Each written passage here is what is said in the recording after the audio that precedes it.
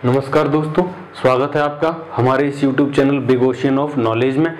दोस्तों, इससे पहले हम चंबल नदी को पढ़ चुके हैं। आज की जो हमारा टॉपिक रहेगा वो आज हम बेतवा नदी के बारे में पढ़ेंगे। तो दोस्तों चलिए स्टार्ट करते हैं बेतवा नदी को। और इसमें सबसे पहले जो आपको याद रखना है, ये जो बेतवा नदी है, इसमें सबसे पहला पॉइंट आपको याद रखना है, बेतवा नदी का उद्गम कहाँ से होता है। तो दोस्तों, बेतवा नदी का जो उद्गम है ये कुमरा गांव और जिला हमारा कौन सा आता है, रायसेन से इसका उद्गम होता है।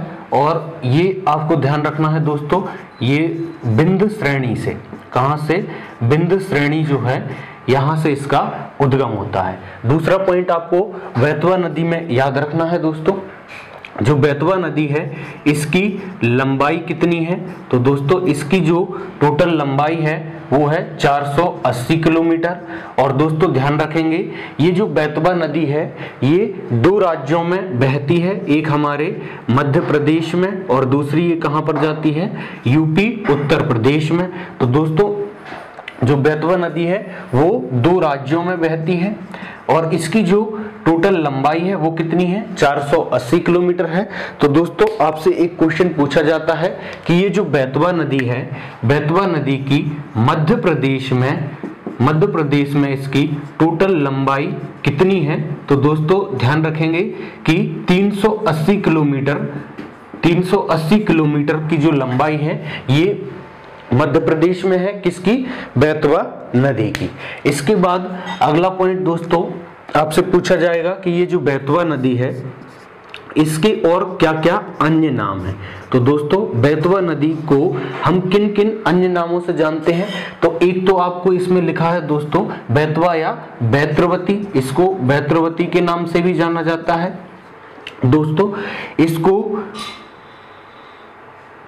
बुंदेलखंड की जीवन रेखा नदी कहा जाता है। और इसको कहा जाता है बैस नदी, और इसको मालवा या आप लिखोगे इसमें पूर्वी मालवा की जीवन रेखा ये भी किसे कहा जाता है, तो ये बेतवा नदी को कहा जाता है। इसके अलावा दोस्तों आपको शिवपुत्री भी किसे कहा जाता है। तो दोस्तों ध्यान रखेंगे ये बेतवा नदी को कहा जाता है। दोस्तों आपको कंफ्यूज नहीं होना, दो पॉइंट आते हैं, ये है शिवपुत्री किसका नाम देखने को मिलता है, बेतवा या बैत्रवती नदी को। और शिव की पुत्री, दोस्तों याद रखेंगे, शिव की पुत्री जो है, शिव की पुत्री कहा जाता है हमारी नर्मदा नदी को। तो ये कुछ बेसिक पॉइंट हैं किसके बारे में दोस्तों, बेतवा नदी के बारे में। अब हम बेतवा नदी को कुछ मैप से पढ़ने की कोशिश करेंगे, ठीक है दोस्तों। चलिए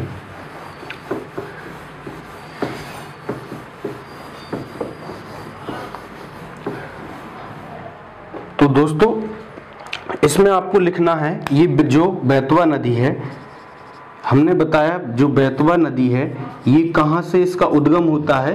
तो इसका उद्गम होता है हमारे रायसेन से। कहां से होता है दोस्तों, रायसेन से। और ध्यान रखना है रायसेन में एक अभयारण्य पड़ता है, रातापानी अभयारण्य। क्वेश्चन पूछा जाएगा दोस्तों कि जो बेतवा नदी है इसका उद्गम किस अभयारण्य से होता है। तो वो कौन सा, रातापानी अभयारण्य से होता है।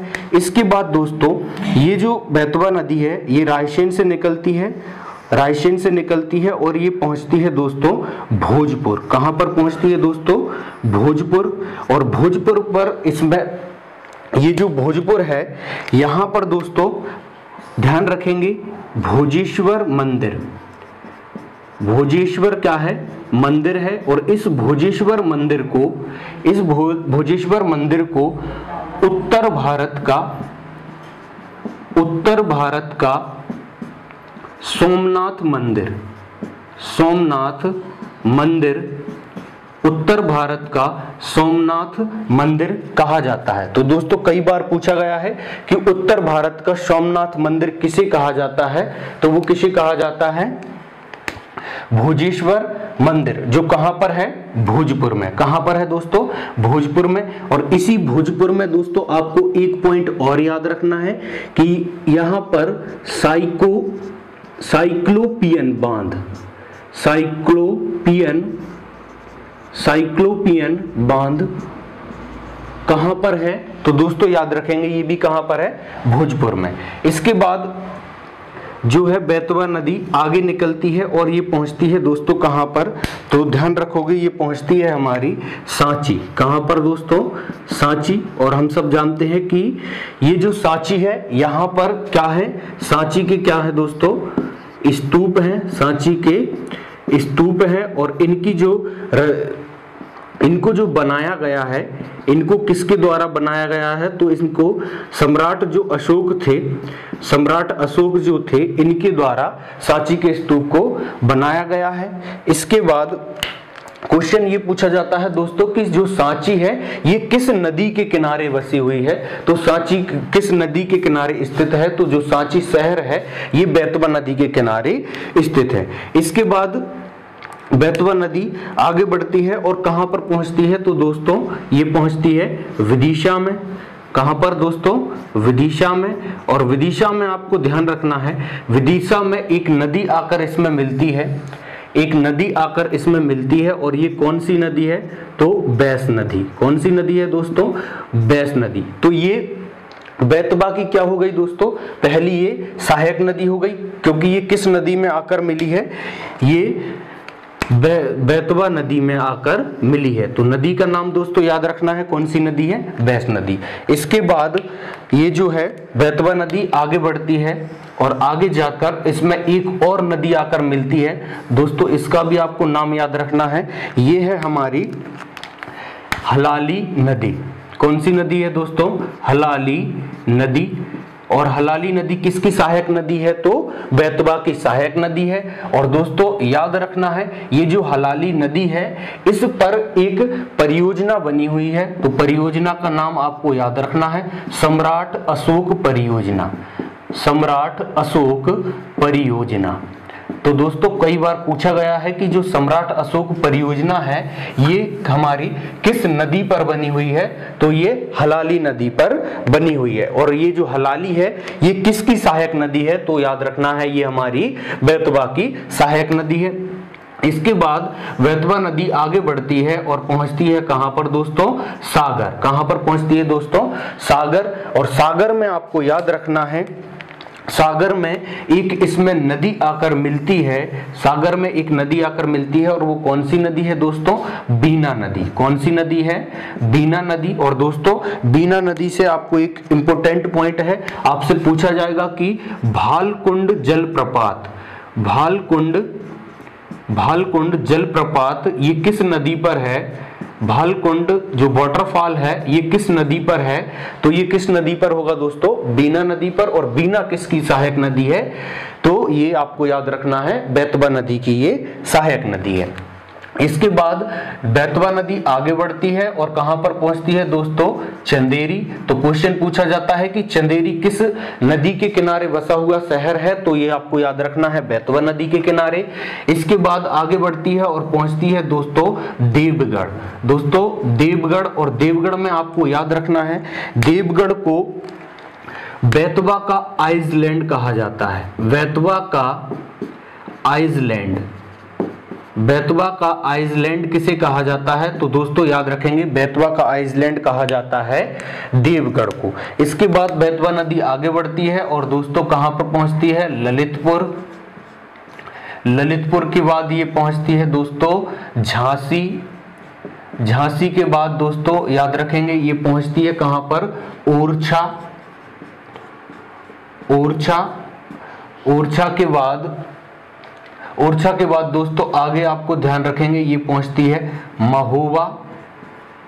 महोबा, जालौन, महोबा, जालौन। और लास्ट में आपको ध्यान रखना है बांधा। लास्ट में आपको क्या याद रखना है दोस्तों? बांधा। लास्ट वाला जो आपको याद रखना है बांधा। और यहां पर ये किस नदी में जाकर, उत्तर प्रदेश में, ध्यान रखेंगे यूपी में जगह पड़ती है हमीरपुर। यूपी में जगह कौन सी है? हमीरपुर। हमीरपुर में ये यमुना नदी में जाकर मिल जाती है, यमुना नदी में जाकर मिल जाती है। कौन सी नदी? हमारी बेतवा नदी। तो क्वेश्चन पूछा जाता है कि ये जो बेतवा नदी है ये किसकी सहायक नदी है? तो ये किसकी सहायक नदी है? यमुना की ये सहायक नदी है।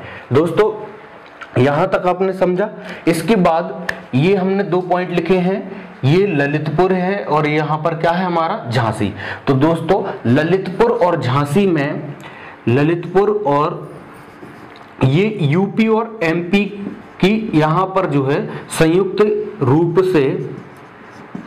रूप से मिलकर इनके द्वारा यहां से नहरें निकाली गई हैं। और ये नहरें कौन सी हैं दोस्तों? भांडेर नहर। कौन सी है? भांडेर नहर आपको याद रखना है। और ये जो भांडेर नहर निकाली गई हैं इनके तहत आपको ध्यान रखेंगे दतिया में एक भांडेर गैस परियोजना, भांडेर गैस परियोजना, भांडेर गैस जो परियोजना है ये कहां पर है दोस्तों? दतिया में है। और यहां से 138 मेगावाट बिजली का 138 मेगावाट बिजली का उत्पादन किया जाता है। 138 मेगावाट बिजली का यहां से क्या किया जाता है? उत्पादन किया जाता है। दोस्तों कहां से किया जाता है? तो भांडेर गैस परियोजना से। और ये कहां पर है दोस्तों? दतिया में। और दोस्तों आपको याद रखना है कि इसमें पानी जो लाया जाता है, इस परियोजना में पानी जो लाया जाता है वो किससे लाया जाता है? तो हमारी भांडेर जो नहरें हैं इनसे यहाँ इसमें पानी लाया जाता है। इसके अलावा दोस्तों आपको ललितपुर में याद रखना है, ललितपुर में आपको और चीजें याद रखना है दोस्तों। ललितपुर में हमारा पड़ता है माता टीला बांध, माता टीला बांध, या इस बांध को दोस्तों रानी लक्ष्मीबाई बांध भी कहा जाता है। रानी लक्ष्मीबाई बांध, रानी लक्ष्मीबाई बांध भी किसे कहा जाता है दोस्तों? तो किसे कहा जाता है? हमारे माता टीला बांध को। ठीक है ना। ये कहां पर है? तो हमारे ललितपुर में पड़ता है। इसके अलावा दूसरा आपको एक और नाम याद रखना है, परीक्षा बांध पूछा जाता है दोस्तों और इंपोर्टेंट है। परीक्षा बांध किस नदी पर है? तो बेतवा नदी पर है। और परीक्षा बांध कहां पर है? तो हमारा ललितपुर में है। इसके बाद एक और बांध याद रखना है, ढुकवा बांध। और ढुकवा बांध भी हमारा कहां पर है? तो दोस्तों ललितपुर में। ये तीनों के तीनों बांध आपको याद रखना है कहां पर है? तो हमारे ललितपुर में। एक परियोजना और आपको याद रखना है दोस्तों, आपसे पूछा जाएगा कि राजघाट परियोजना, राजघाट जो परियोजना है ये किस नदी पर है? तो दोस्तों याद रखेंगे राजघाट परियोजना हमारी बेतवा नदी पर है। यहां पर दोस्तों हमने एक पॉइंट लिखा है ओरछा। ओरछा में दोस्तों ध्यान रखेंगे एक नदी आकर मिलती है यहां पर, जो कौन सी नदी है? जामनी नदी। कौन सी नदी दोस्तों? जामनी नदी। और यहां पर हमने दोस्तों एक ललितपुर में नदी आकर मिलती है, तो वो कौन सी नदी है? हमारी धशान नदी। कौन सी नदी है? धशान नदी। तो दोस्तों यहां हमने लिखा कि बेतवा की पहली हमारी सहायक नदी कौन सी? बैस नदी। दूसरी हमारी सहायक नदी कौन सी? हलाली नदी। तीसरी हमारी सहायक नदी कौन सी हो गई? बीना नदी। चौथी हमारी सहायक नदी धशान नदी। और पांचवी हमने लिखी कौन सी? जामनी नदी। इसके अलावा भी दोस्तों और छोटी छोटी नदियां हैं जो बेतवा नदी में आकर मिलती हैं, लेकिन आपको मुख्य रूप से बस इन नदियों के नाम याद करना है। बेतवा की सहायक नदियों में बैस नदी, हलाली नदी, बीना नदी, धशान नदी और जामनी नदी मुख्य है। इसके बाद दोस्तों एक और प्रश्न आपसे पूछा जाता है कि ये जो बेतवा नदी है, ध्यान रखेंगे दोस्तों, जल मार्ग है, जल मार्ग जो होता है उसमें एक जो जहाज जो बनाए जाते हैं दोस्तों, जहाज जो बनाए जाते हैं उसमें एक INS बेतवा करके आपको आईएनएस बेतवा एक जहाज का नाम रखा गया है। एक जहाज का नाम, जो जल मार्ग होते हैं उसमें आईएनएस बेतवा के नाम से एक जहाज का नाम रखा गया है। दोस्तों कई बार पूछा गया है कि किस नदी के नाम पर, किस नदी के नाम पर आपको जहाज का या जल मार्ग का नाम देखने को मिलता है, तो दोस्तों किसके, बेतवा नदी के नाम पर देखने को मिलता है। ठीक है दोस्तों, तो ये है हमारी कौन सी नदी, बेतवा नदी। इससे बनने वाले सारे क्वेश्चन हम आपको बता चुके हैं कि बेतवा नदी किस अभ्यारण्य में है, तो रातापानी अभ्यारण्य है। इस भोजपुर किस नदी के किनारे बसा हुआ है, तो हमारी बेतवा नदी के किनारे पर। सांची किस नदी के किनारे बसा है, तो बेतवा नदी के किनारे। विदिशा में कौन सी नदी आकर मिलती है, तो बैस नदी। हलाली पर कौन सी परियोजना बनी है, तो सम्राट अशोक परियोजना। भालकुंड जो जलप्रपात है ये कहां पर है, तो बीना में। कहां पर है, बीना नदी पर है। ठीक है, बीना नदी पर है। इसके अलावा दोस्तों आपको ये जो विदिशा है इसमें और 2-3 चीजें और जो व्यापम कभी कभी इन चीजों को पूछ लेता है। मकोड़िया बांध, मकोड़िया बांध जो है ये कहां पर है, तो आपको ध्यान रखेंगे ये विदिशा में है। और बर्धन बांध, दोस्तों बर्धन बांध ये भी कहां पर है, हमारा विदिशा में है। 2 आपको बांध किस में याद रखना है, विदिशा में याद रखना है। एक है मकोड़िया बांध और दूसरा कौन सा बांध है, बर्धन बांध। इसके अलावा जो रायसेन है, रायसेन में भी आपको ध्यान रखना है पलकमती, पलकमती बांध ये कहां पर है, हमारा रायसेन में है। इसके अलावा दोस्तों इसमें हमें एक और बांध देखने को मिलता है जिसका नाम आपको याद रखना है नीमखेड़ा बांध। कौन सा दोस्तों, नीमखेड़ा, नीमखेड़ा बांध। तो जो नीमखेड़ा बांध है ये भी हमारा किस नदी पर है, तो ये हमारा किस नदी पर है, बेतवा नदी पर है। और कहां पर है, तो रायसेन में है। कहां पर है, रायसेन में। एक दोस्तों ऐसे ही बता दे रहे हैं, ये जो ओरछा वाला हमने पॉइंट लिखा है यहां पर एक घाट पड़ता है। कौन सा घाट पड़ता है दोस्तों, राजघाट बांध घाट पड़ता है, राजघाट। और यहां पर दोस्तों जो हमारे महात्मा गांधी हैं, महात्मा गांधी की अस्थियों को यहां पर क्या किया गया था, विसर्जित किया गया था। तो आपको याद रखना है वो कहां पर, ओरछा में। और नदी हमारी कौन सी है, बेतवा नदी। और मध्य प्रदेश की गंगा, दोस्तों इंपोर्टेंट क्वेश्चन है ये भी कि मध्य प्रदेश की गंगा, मध्य प्रदेश की गंगा किसे कहा जाता है, तो दोस्तों बेतवा नदी को कहा जाता है। और ध्यान रखेंगे किस आधार पर किया जाता है, कहा जाता है, तो प्रदूषण के आधार पर। प्रदूषण के आधार पर मध्य प्रदेश की गंगा किसे कहा जाता है, तो वो किसे कहा जाता है दोस्तों, बेतवा को कहा जाता है। तो दोस्तों आपको ये हमारी वीडियो कैसी लगी और जो हमने आपको बेतवा नदी बताई है ये आपको समझ आई, ठीक है, तो इसके बारे में आप कमेंट करके हमें जरूर बताएं। आप लोग कमेंट नहीं करते, वीडियो को देख के आप कमेंट इस पे जरूर किया करो। अगर कोई चीज आपको समझ नहीं आती है तो वो आप कमेंट करके हमसे पूछें। और वीडियो अगर पसंद आई हो तो इसको लाइक, शेयर और सब्सक्राइब चैनल को जरूर करें।